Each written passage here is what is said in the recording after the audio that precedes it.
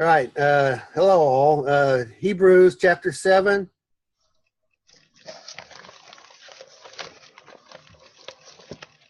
I'll just pick up in verse, I don't remember where we were. I'll just pick up in verse 18. For the change which took place in the former law was made on account of his weaknesses and became and because it had become useless. For the law made nothing perfect, but there has come in its place by which we draw near to God. So, the former law, to me, I think that means the whole Levitical system, everything that came after the golden calf. I think the author is saying that perfection was not reached through that system. And there is something that's come in its place that helps us draw near to the Most High. So, what would that be? Is my question. What do you think that is? First of all, do you think that that would be the Levitical system and so forth? The law that made nothing perfect? Does that sound? The sacrificial law? Oh. Yeah, I think that's what he's talking about. So what would be the replacement for that? Go ahead, Kay. How did he do this? I'm just looking at the word change because from your version it says change, right? Yeah, tell me which chapter, which verse. Verse 18, sorry. Verse 18. Verse 18. For the change which, yes, for the change took place in the former law. Because it's very interesting. In English, change means one thing, but the Greek, it's a setting aside, athetesis, an annulment, nullification. Yeah. This is like way stronger words. Yeah. Do you mind if I read this real quick? Because there is actually occurring a putting away of the commandment going before, because of itself weak and useless, because the law made perfect nothing, but the bringing in a better expectation through which we approach near to God.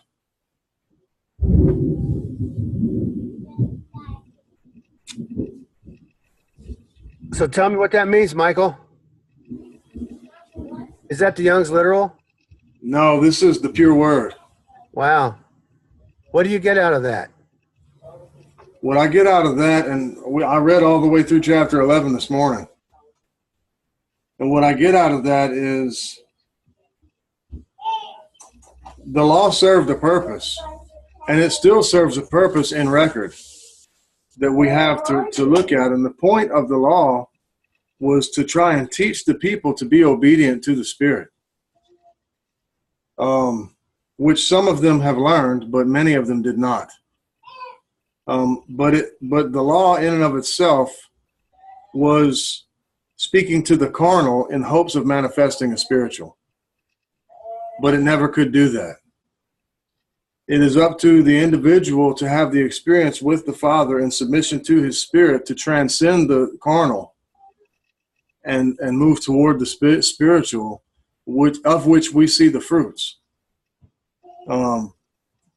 And what's called the law of Moses was not ever able to do that because that was not the intent that was not the fulfillment of it. And so from chapter 1 on to now, we read about the Yahushua, the Messiah, coming and showing what we're talking about now, how transcending the physical and moving towards the spiritual, the greater expectation and the fruits from it.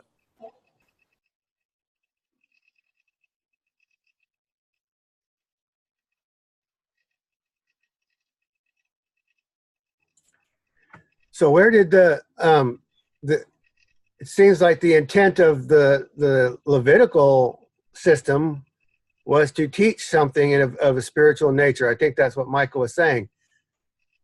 And apparently it didn't even teach a lot of people. It certainly was not for perfection. It was not the end goal. Even if you did, go ahead, Michael. I don't want to speak for you. Anyway, we do need to consider what was the second set of commandments given to the ones that broke original covenant.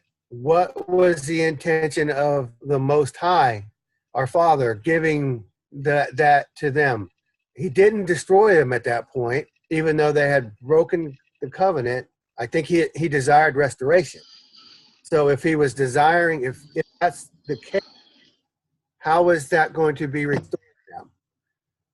It seems like we saw in Exodus 20 of the in the Samaritan, there will be other prophets, and another prophet or a number of other prophets. I don't know if we decided if it was a single or a number of prophets, but there will be others to come along the way to help bring them along in the direction they needed to go. I don't think Moses was ever the full intent of that was everything. Go ahead, Michael. I know you got cut off. Yeah, I'm sorry. I'm helping with the children, and so I'm going to be kind of like that a little bit. One more moment, please. Hey, you have any thoughts, George? No. So as I understand this verse now, from based on the previous discussions that we've been having, is that not that any. Hello. I hope I don't lose my train of thought. Those babies are so cute. Do you want to continue your thought, Michael? Okay. Go ahead, Kay. Okay. So from what I understand now is that not that the Torah that the Father gave, the book of the Torah, because we were differentiating between the book of the covenant, which was the original one given in Mount Sinai, versus the book of the Torah, which came after the golden calf. Not that that was useless. Not that any of the instructions of the Father was weak or unprofitable. They were good for that time. They had a purpose. But the thing is, it was the people who were supposed to obey it that failed the Father. I mean, they did not obey it with a heart, with a,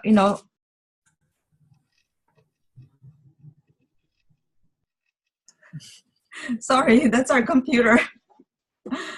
Oh, anyway, so it's the people who failed the Father because they obeyed it without they added to it, they subtracted from it, they messed up the instructions to their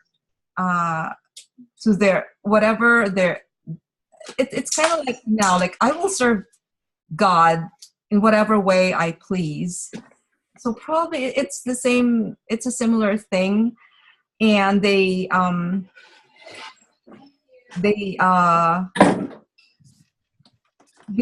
it's hard for me to believe that the Father will give them anything that's not profitable or anything useless.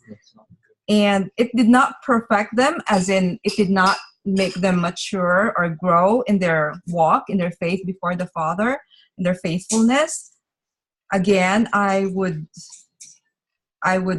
think or lean more towards the people's fault, why that happened. And in my translation, it says, but the bringing of a better expectation, but it's supposed to be and, like not but, like not a conflicting thing. So that Torah it was not intended to bring in a better hope, a better expectation. It was a tutor, a schoolmaster. It was supposed to teach them something.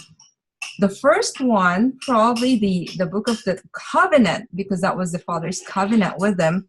That one was for a better hope for them. That one was, but they broke that.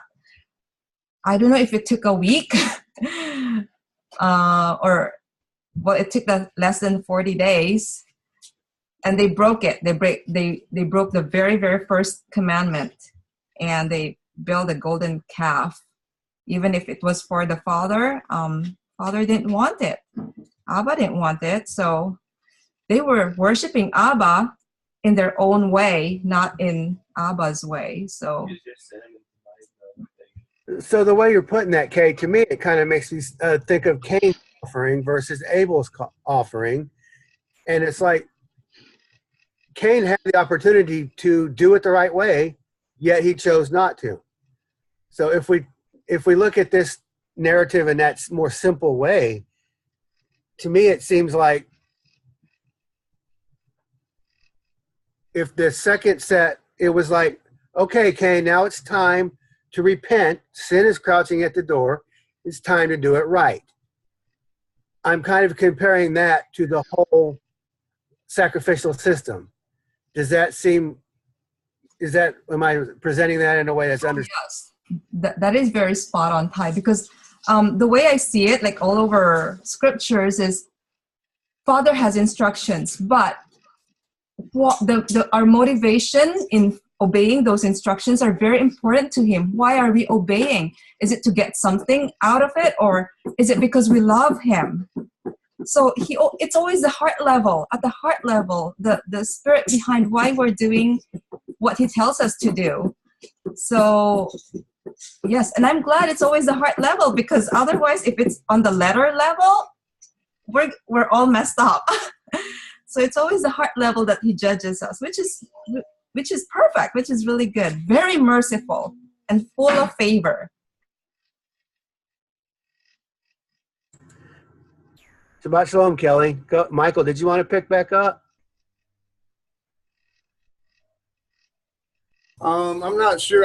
I've kind of had to run and change a diaper and do some carnal stuff to take care of the house, but I guess what I'm getting at with these words in these scriptures is that it's just clear to me. And this translation is really helping clear some things up too as well. But I've been also praying and studying about other things too, and I feel like clarity is really happening in my wife and I's walk regarding these matters. And it's becoming more and more evident to us that what's called the law of Moses, which was the instructions given to him by our Creator, was for a purpose. And that Creator and his Spirit are still alive, and he still moves the people now through the Son. And we still have to obey our callings. And I never knew what that meant until recently. It's clear to me now that if we're seeking him sincerely and earnestly, then there are ways that he shows us what he wants from us. And if we disobey that, then we silence the voice. But if we obey it, then it continues. And we've become in this age afraid of that, for fear of deceit. But I think, based on what I'm learning and what I have seen in my lifetime, is that there is a way that we can be discerning in that. And fear is not our leader. And if we operate in fear, then our fruit will always be up and down and shady. Sometimes we'll hit the target, sometimes we won't, because fear rules us. But if we operate in peace, love, joy, passion, compassion, and all the things that are of the set apart. Which fear, Michael? What fear of what? Fear of what? Fear of being deceived. fear of being deceived and falling away. That's the utmost fear of anyone who's sincerely chasing after or following the Messiah or the Father. And I think that we have to transcend that. And I think the book of Hebrews is telling us how to do that. The book of Hebrews, I think, is telling us how to be accountable individually without looking to a leader to be accountable for us. That we have a spiritual head who is there for us on our behalf if we accept it, not only with our mouth, because we can say whatever we want, but if we do it. And we learn early in my belief, I had trouble reconciling what's called the New Testament writings along with what's called the Torah, and finding the similarities, because there appeared to be more differences than anything. But now, so I'm seeing more and more the message behind what's in what's called the Torah, and the reason for it. And the Epistle of Barnabas talks a lot about it as well, the spiritual meaning behind all of the what we call laws. And so I could go on and on and on, but I'll just leave it at this. I believe the book of Hebrews is telling us clearly that the Levitical priesthood is over. It ain't coming back, because it was for a time, and that time has passed. And those of them who lived in that time, who got it, they got it. And those that didn't, they didn't. Most of them didn't. And what has survived from that age to us now, it helps some people. People who are truly seeking the Father will be helped by it. And there are others who are just following a dead commandment. And they are not helped by it, but maybe one day they will be. But it's not for nothing. It still serves a purpose, because we still have all of those stories to look back on and to learn from the mistakes of those who came before us. Because they were in the wilderness and they died. 40 years they wandered in the wilderness without getting the promise that they were promised. And why? Why didn't they get it? Because they didn't get it. And we don't want to become those people who wander around for our entire lives and fall short every single day, all the time. So if we want to be different, if we want to have a blessing, if we really want to follow the Father, if we really want to bless all those around us and bless the land around us and get blessings and gifts from it, then we have to be different. We have got to do things different. We can't just live lives in a mundane, everyday routine cycle just like everybody else and expect different things than everybody else. We can't do it. We have to stand out and be different and allow ourselves to be moved by the same Spirit that moved Moses to raise his staff. And we have to listen. I agree with you, Michael. One of the first things he did to teach the people, he took them out of Egypt. He drug them off into the wilderness. Well, he delivered them. I wouldn't say drug, but you got to come out of Egypt or you're not going to get it. You're not going to learn. I'm just agreeing with the sentiment. Kelly, we're in Hebrews chapter 7, and I had read like verse 19, and we were talking about how perhaps the whole Levitical thing was an attempt and a teaching tool to get them back to the first covenant that they broke. That was kind of where I was going with it. Carrie, did you have any comments on what Michael said? Are you there, Carrie Weigel? Are you hiding? On the teaching part, somewhere else, I know I've seen it. It's like it was a tutor, a teacher, to bring us to a point. I think personally to Messiah, who is our high priest forever. He lives forever. He doesn't perish. like the other priests do. So it's like he is, and what did he do? He pointed the way to the Father. Everything he did and said, and even miracles were pointed to the Father. And that's our high priest, and that's our example to be as him.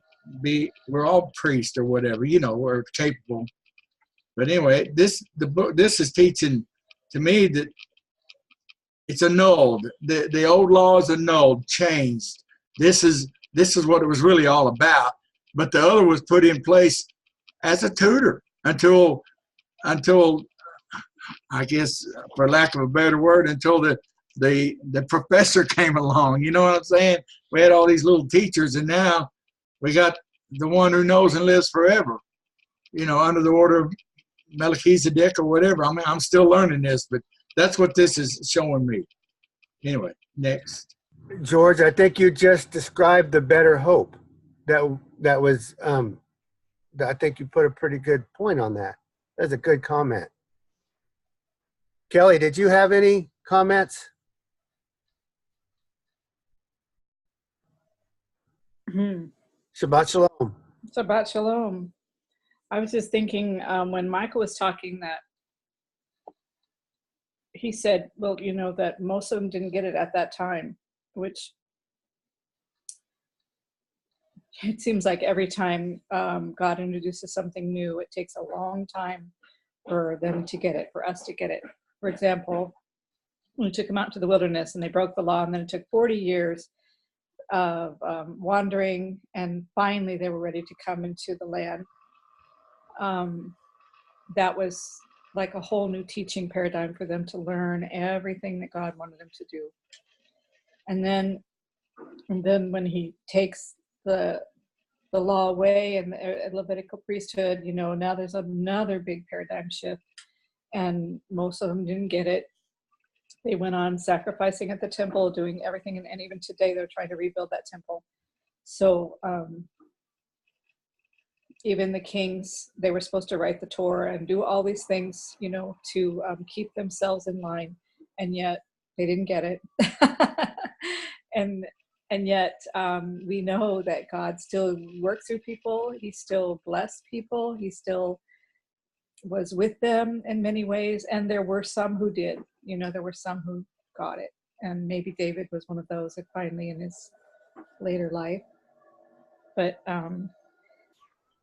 I guess the great thing is that he didn't give up on any of them. He doesn't give up on us. And there are sincere people who are really trying to do what's right, and they may not be doing it right. They may, like Kay was saying, like Cain. That was a good example of Cain being similar to the Israelites. They're trying to worship God in their own way.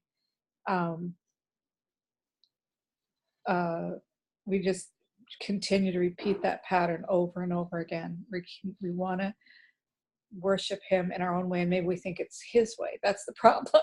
A lot of times we think that we have it right, and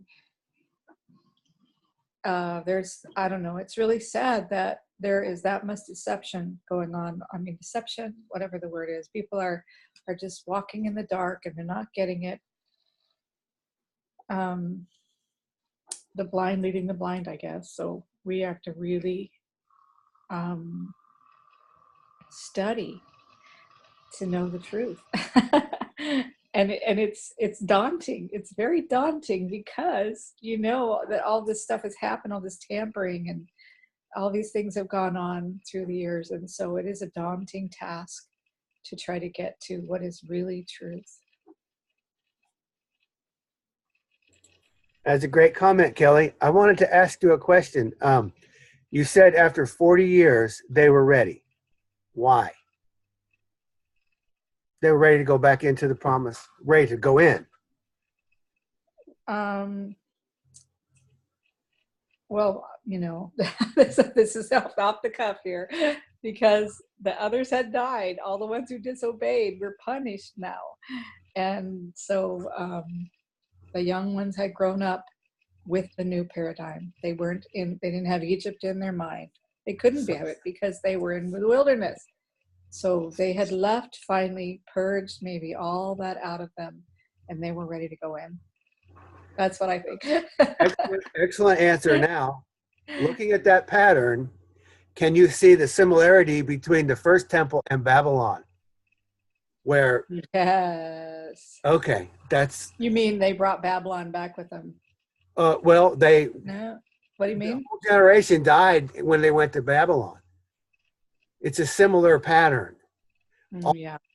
All southern Israel, this is, Except the only difference in that analogy is that the generation that came back are the ones that built the temple. And I mean, they left Babylon, yes, but they brought a lot of Babylon. I guess, with the Egypt, they brought a lot of Egypt with them. And there was a lot of, if it was a mixed multitude, they brought Egyptians with them. But yeah, that's true. just like the wilderness was an end of a generation, the temple destruction was the end of a generation. Because the first temple ended and they were taken into captivity. So it was like the end of a. And then the second temple ended and they were taken Yes, into captivity. yes. So 'Cause that was similar- even another try. Well, Go ahead. and just looking at the illustration that you're giving with the second generation that were brought into the promised land, well, even them going into the promised land, they still, fell by the wayside pretty soon, while Joshua was still leading them more towards the end of that. And so it was, this idea of the people that came out of Babylon and that were coming back, and there was an opportunity to see the light when the light appeared to them. When Yeshua came on the scene, he was the light of the world. They were in a dark place and he was bringing light. And there were some who saw, but there were many who didn't. And then there was another period of darkness after the temple. But anyway. No, that's good. So there's a lot of similar patterns was my point, and that's a good example. So And the second temple, there were people like trying to think of who it is, Nehemiah and what's his name, the guy that Ezra, that really Ezra really wanted them to obey the law. And so isn't that kind of where all the fences came up? Like they really started, we have to be so careful. We're not going to go back into that same apostasy that we did before, mixing all this stuff in. And but they still brought, all this stuff from Babylon back. And so Judaism then, well, actually, probably even in Babylon they started, because they had no temple. They had to do something to worship God, so they created all these things like the synagogue. And I think at that time, they were still in darkness. They were still in need of the light to come. So I think that they had a right heart when they were coming out of Babylon. I think they were, trying to get back in right standing with the Father and repent and get back on course to what he had wanted. But they were still in darkness to a degree, waiting for the light to come. And when the light came, there were many that just did not recognize him. I just think of John 1, how he came unto his own and his own didn't recognize him. And he, as of a begotten son of the Father, and he was identified as the true light. And then he would go around telling other people, you're the light of the world. And people just weren't understanding. There was still, but there were a few, like his disciples in particular, that he had explained things to them, and he spoke in parable and so forth. I like your comment, but I want to take it back. You're in the second temple near the end. I want to take it back to the pattern that we were talking about. Kelly had brought up the pattern, and I was going to suggest this, that the same way they had the covenant and then they turned it into the golden calf, I'm going to suggest, just for thought, I'm not trying to establish a matter here, but the whole first temple, they had the whole set of instructions and they turned that into a golden calf. And then there was Babylon. It's the same pattern again. To their thing. They took the instructions that were meant to bring them back to the first thing, and instead they went the wrong direction with it. And they made this whole high thing out of it. They made a golden calf out of the instructions to The Second Temple era, yeah. first, No, because of Babylon. you mean the second temple? The first temple was destroyed before Babylon. The first temple was the one that Solomon built, and that was standing. And then they went into Babylon. Yeah, that's what I'm talking about. I'm talking about the instructions were presented, and that's the whole that's the tent meeting all the way to Babylon. That's the first temple era, the way that I'm phrasing it. Okay. That's what I mean to say. That's the first, all the way to Babylon. Babylon ended the first temple. And I'm saying that first temple period. Period. A golden calf. They made a golden calf out of that entire thing. Okay, I see what you're And saying. then there's another discussion to have after Babylon, but I didn't want to go there yet. Go ahead. Yeah, I see it. I mean, in the first temple, they were still worshiping all kinds of idols and let the temple fall into disrepair, as I understand it. And, you know, I mean, of course, in Solomon's day, it was grand and glorious and everything, but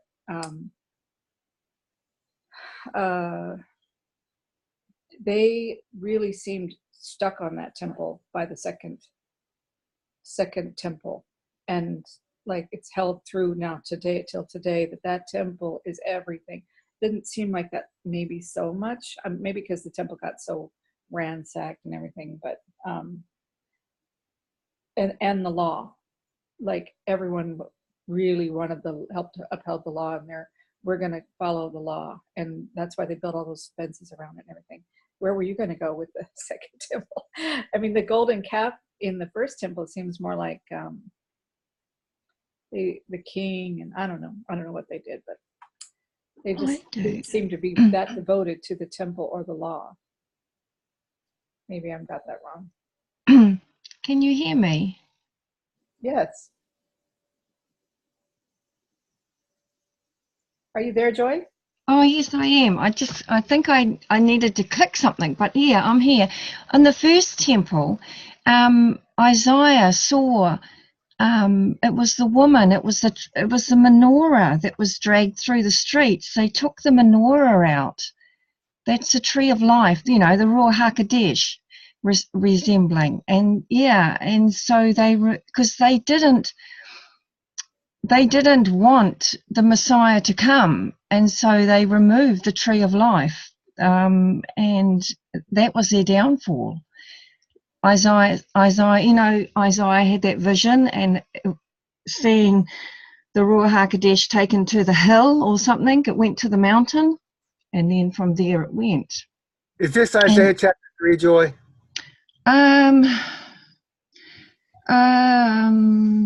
No, I don't know.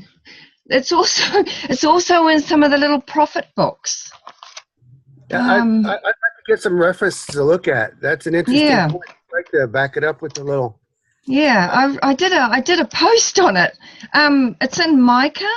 I think it's in Micah about it's called the woman being dragged through the streets. And it's the vision of Isaiah when he sees the chariot and the woman gets on the chariot and is taken, you know. Yeah. So I'm going to give you a minute to look that up. I think Anson wanted to say something. It might be a little bit different vein of thought, but get back on when you have it. That's an interesting point. Go ahead, Anson. No, I just thought about what you were saying about making the instructions as a golden calf, because I think one of the worst thing about that is if you make a golden calf out of something, you're meaning to let it stay, which is not the purpose of the Father. As I've mentioned before in my analogy, those are kid instructions. You're not supposed to stay in those kid instructions. And I think, you know, that's one of the reasons why First Temple has to be destroyed. It's like Abba forcing them, okay, stop it, I'll remove it. You're focusing too much on it.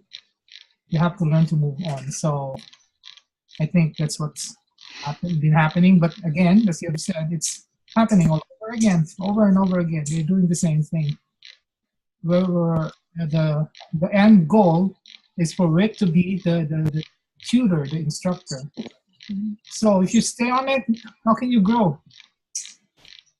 Yeah, that's what I see about it. And another thing that Pai said, but when you mentioned that about that making it into golden calf, it's also what's happening now. It seems like we are supposed to fear the Father, right? Our fear belongs only to Him.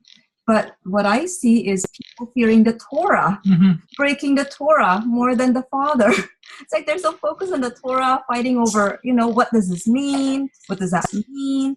And they fear so much. That's why they put a, hedge around it. They added to it. I don't know if they subtracted, but. So they're not getting the lesson. They're focusing on the letter and not the spirit of the law. So they end up fearing it. Have any of you, I think I've mentioned this before, that in the Talmud it mentions that after before 70 AD, but after Yeshua, the priest would come to the temple in the morning and the doors would be standing open. Have you heard any of this? The temple doors would be open, and then the lights of the menorah kept going out, even though they're supposed to keep them lit all the time. But they'd come in and the lights would be out, and they were being following all the right normal stuff.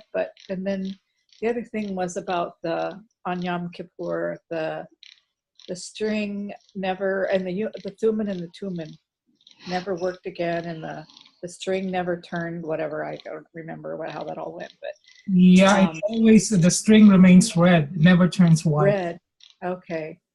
And then they actually tried to rebuild the temple at some point in the past, and toxic fumes came up from the ground, and all this is recorded in some, I don't know, it's probably in the Talmud, all of that. But I think he gave many, if those things are true, which I have no way of knowing that, but that's what I know, they're written down somewhere. He was trying to make it very clear that this is not to happen, and then allowing this, if that's really Temple Mount, of course, who knows, but the Dome of the Rock to be put there where it would cause World War III, if they try to build it. Seems like he's made it very clear. He hasn't made a way for it to happen.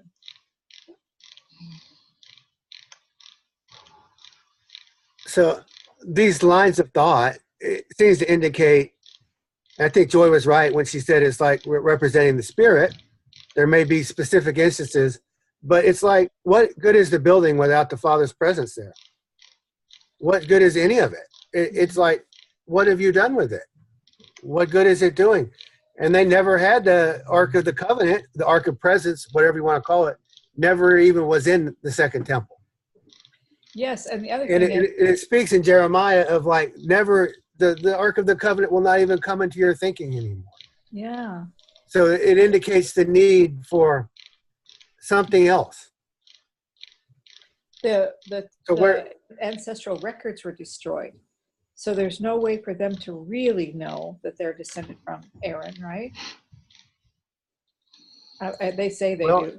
Who's your source? Is it the science of men, or is it even about genetics? I think the fact that Melchizedek, the Hebrews author, says there is no lineage.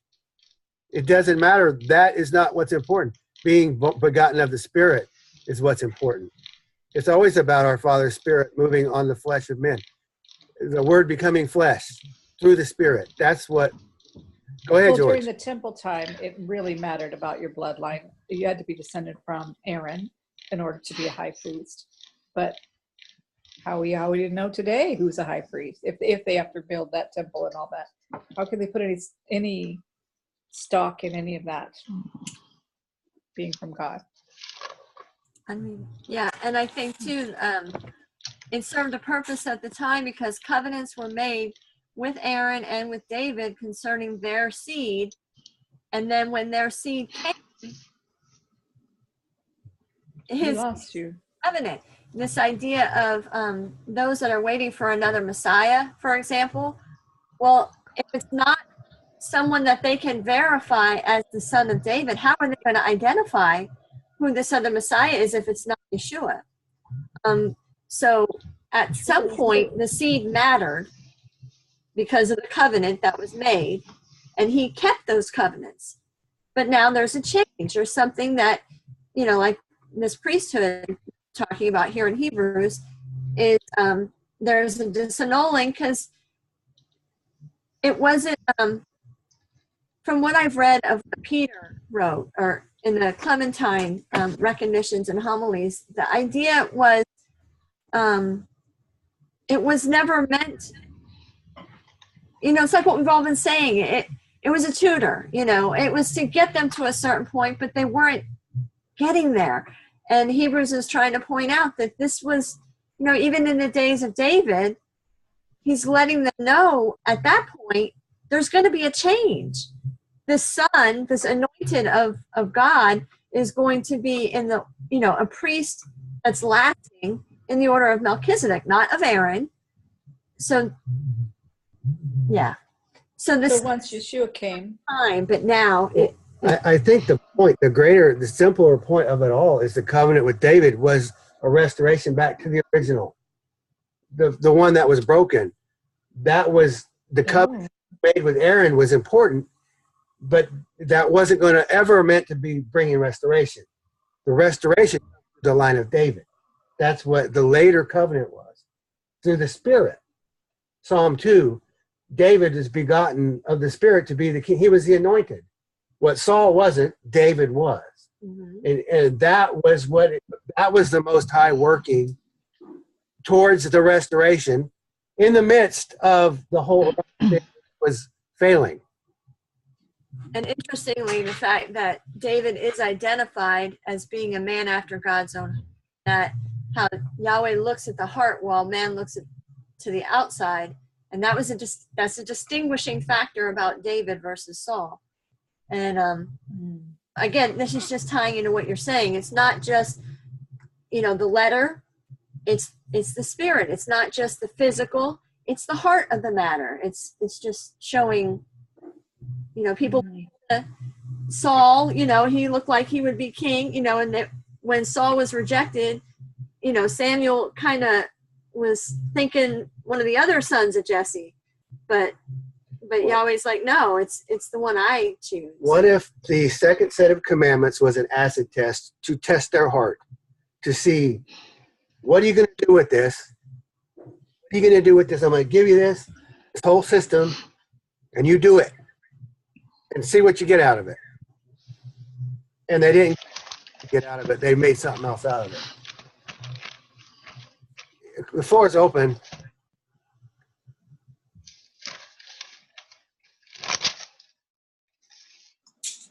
I think I just need to correct something in my comment, in my previous comment, because like it just occurred to me, maybe everybody here knows this already, but not me. It just occurred to me that possibly verse 18, when it says preceding command, and verse 19, it mentions Torah. Those are two different things. And it just occurred to me now that the former command, because I was looking at the word former, and it says preceding or going before. And what they had then, what went before what, because it couldn't be the book of the Torah. The book of the Torah was not set aside at that point.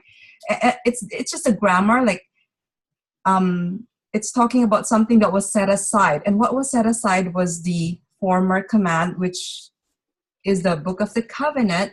It was set aside because the people nullified the covenant. And it's confusing in my translation because verse 19 starts with for.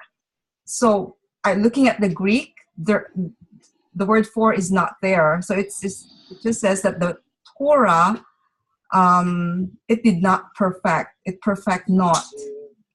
So, well, to me, that's significant. Nice point, Kay. Nice point. Excellent. You by the former in my version it says the former regulation. You're saying that was not the Torah? Is that what you said? Yes.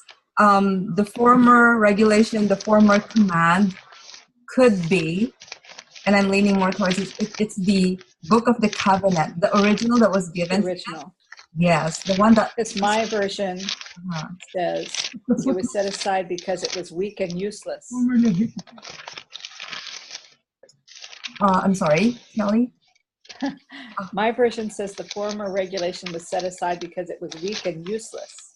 Yes, that's a thing. Our translations are they really affect our understanding. Yes. So what does the Greek say? Not weak and useless. And it's weak and useless, but it was weakened and it became useless. Well, I said earlier that I don't believe that the Father will give anything weak and useless to his children. It's the children's response to it that made it weak and useless. Okay.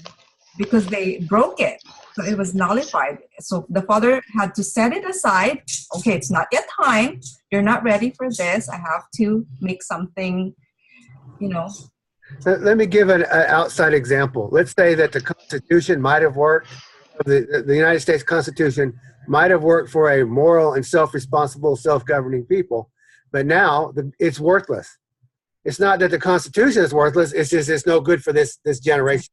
Oh, that's So, a good analogy. Not to get too political or anything, but I think that's kind of the idea Kay is giving us. Okay. True. Yeah, I have to agree with that, Todd. That's pretty well put.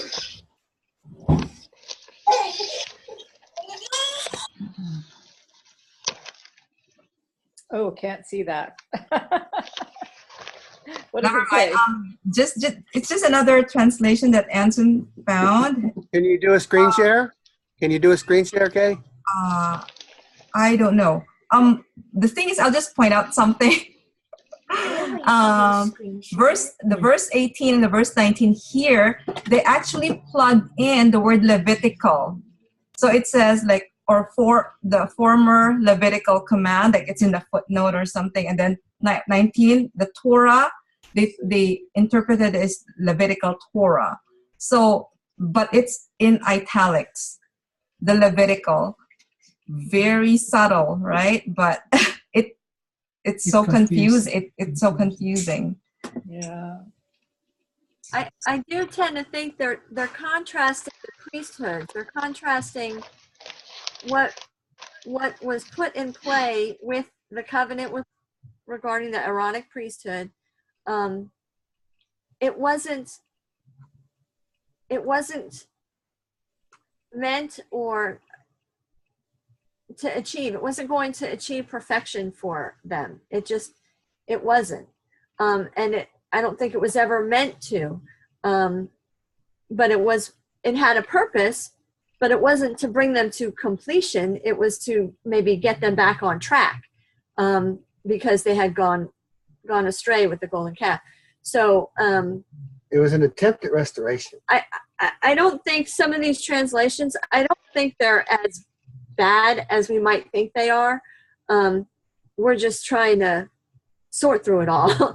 And we've inherited all sorts of, this is wrong, and well, maybe it's right, or well, now it's, and it's just a lot of confusion. We're just trying to wade through it all.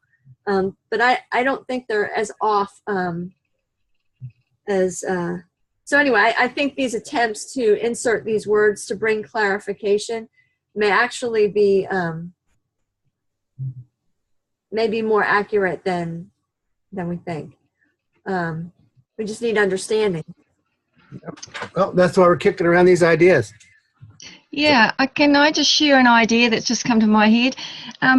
Melchizedek, Yahushua, who came as king and priest, in the one body, you have the king and the priest. So you've just got one person who is the head. And if you had, like Moses and Aaron, you've got the two people. And when you have two people, you can always get division. But if you have only one person as the head, you've got the head. And so you have no division. Everything that that head says goes. And I wonder if, if this is the new order of things. I agree with Melchizedek is the head. He's the head of our household, the head of our house. Yeah, and of course he obeys his father, so he's the head.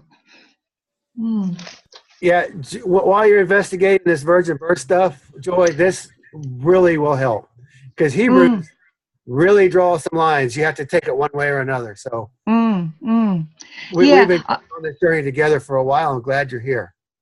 Thank you. I found it's in Ezekiel where the woman leaves the temple.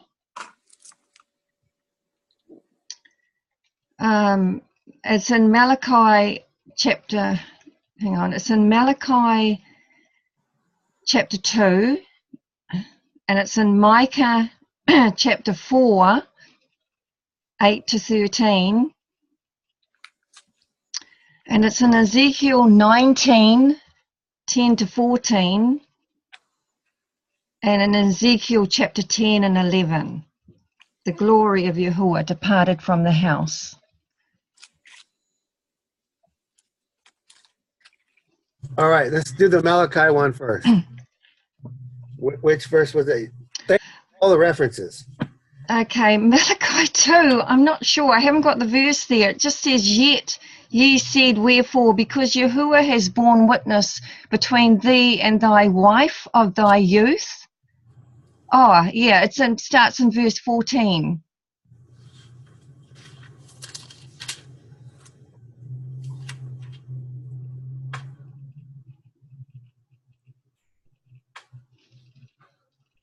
I'll read it out of the Septuagint. Yep, good.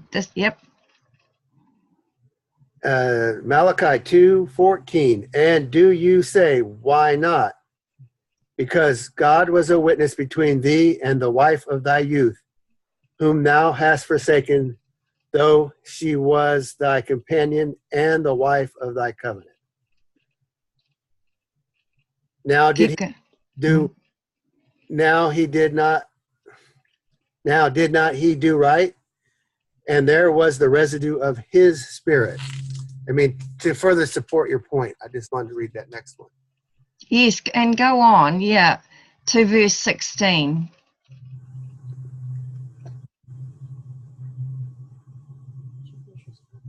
Yeah, I did. Yet you have said, what else but a seed doth God require? But keep this in your mind, thou must not forsake the wife of thy youth. But if thou, having hated, shalt put away, saith the Lord God of Israel, then will impiety, saith the Lord Almighty, put a cloak over thy lust. Therefore, keep this in your mind, you must not forsake. This was the Greek, so it's kind of a choppy translation. Oh, I like the Septuagint, yeah. I'm a big fan of it, that's for sure. Yeah. But all these verses are using to put the point in play that the Spirit was not in the first temple. That's right. Is that, and all of this supports that idea. In the first temple or the first temple? That it left the first temple? The first temple. Okay.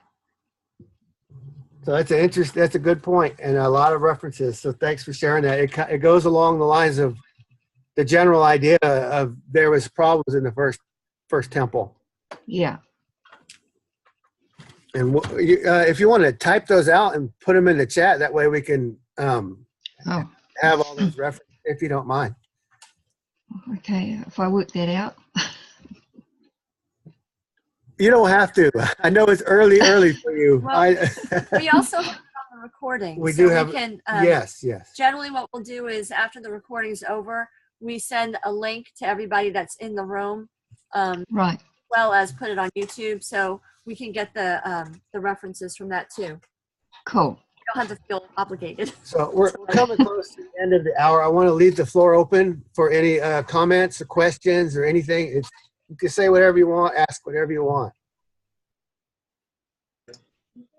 I will also need Joy's email address so I can send her the link later. But you can either, if you figure out the chat, just put it in the chat, or after the recording, you can tell me your email address, Joy. Okay, thanks. Okay, thank you.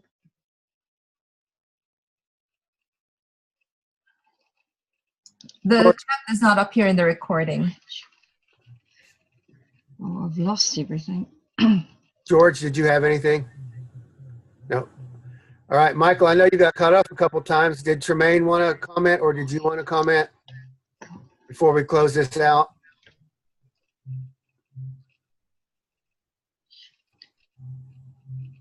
You're good? All right, Anson, did you have any good comments to throw in? You usually have something profound.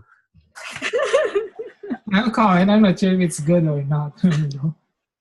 Well, I'm thinking about the temple, talking about there's a physical and spiritual.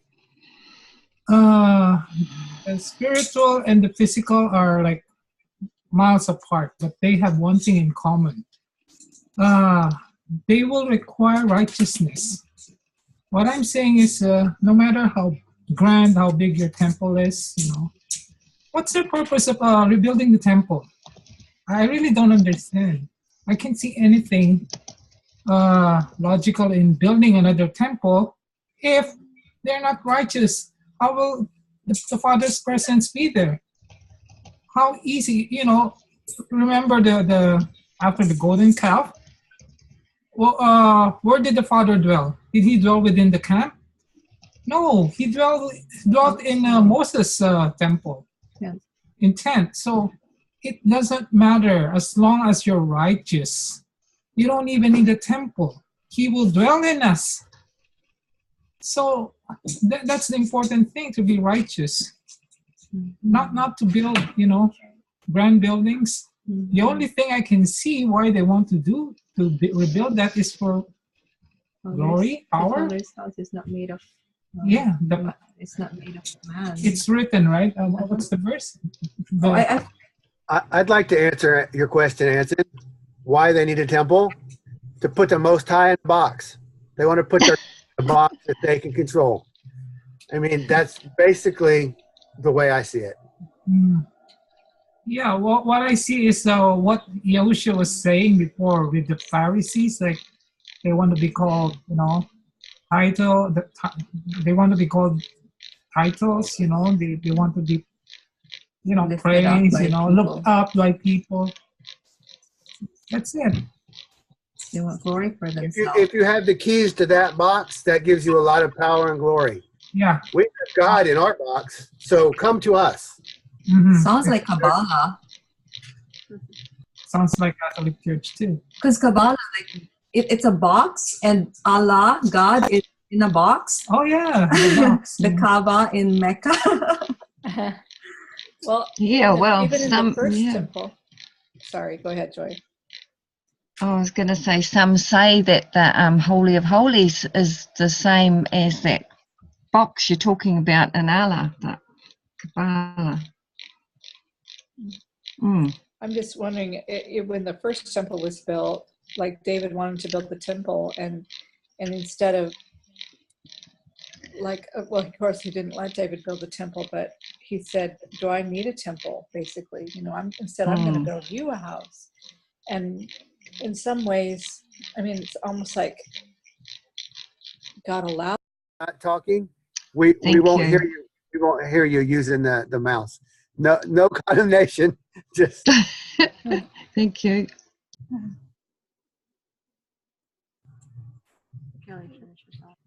Go ahead, Did you Kay. guys get cut off, Kay? We could go ahead and just end the recording there, and we'll just chat for a few minutes, and then we'll let Carrie transition. Just go ahead and